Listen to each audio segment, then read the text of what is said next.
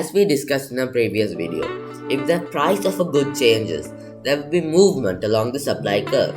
But if there is a change in any other factor that affects supply, such as production costs, then there will be a shift in the supply curve.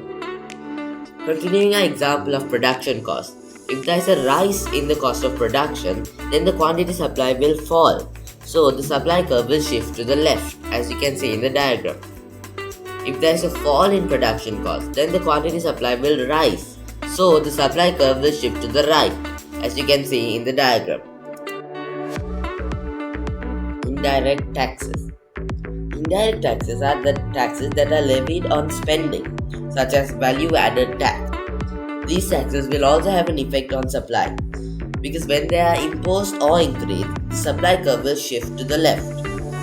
This is because indirect taxes represent a cost to the supplier.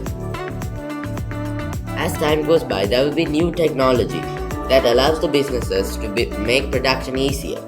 New technology will be more efficient so that they can produce more and reduce the cost of production. Since the introduction of new technology will help lower production costs, firms are likely to offer more for sale.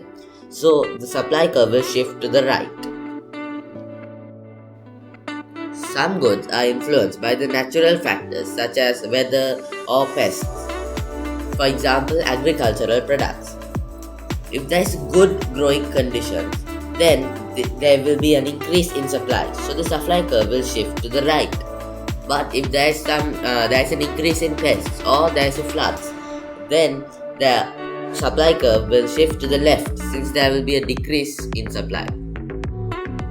A government might give money to businesses as a grant. We call this subsidy.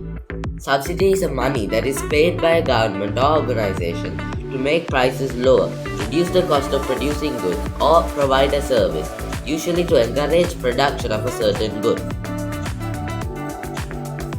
If the government grants a subsidy on a certain good, the effect will be an increase in supply, so the supply curve will shift to the right.